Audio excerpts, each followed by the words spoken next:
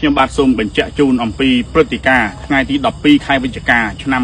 2025នេះនៅភូមិព្រៃច័ន្ទឃុំអូបីជាន់ស្រុកអូជ្រៅខេត្តបន្ទាយមានជ័យព្រឹត្តិការណ៍នេះគឺយោធាសៀមជាអ្នកបង្កើតឡើងទាំងអស់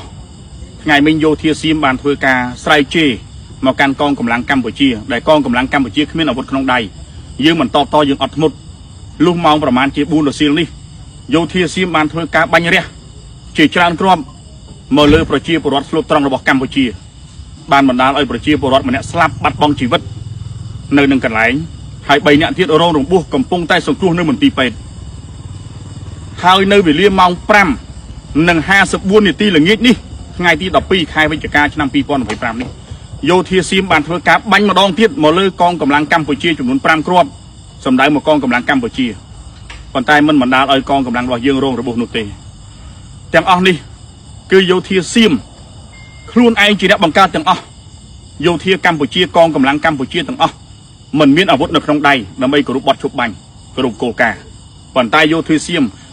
ថែមទាំងបាញ់សម្លាប់បាញ់ប្រហារមកលើប្រជាពលរដ្ឋស្លូតត្រង់របស់កម្ពុជាដែលគ្មានអាវុធនៅក្នុងដៃនៅក្នុងភូមិព្រៃច័ន្ទឃុំអូបីជាន់នេះជាហេតុការណ៍ដែលកើតឡើងសូមបញ្ជាក់ជូនបងប្អូនសាធារណជនបានជានិងអន្តរជាតិមេត្តាជ្រាបកម្ពុជាមិនមានការតបតអីទាំងអស់គឺអត់ធ្មត់ណាប៉ុន្តែយោធាសៀមជាអ្នកបង្កើតឡើងទាំងអស់នៅព្រឹត្តិការណ៍ថ្ងៃទី12ខែវិច្ឆិកាឆ្នាំ2025នេះ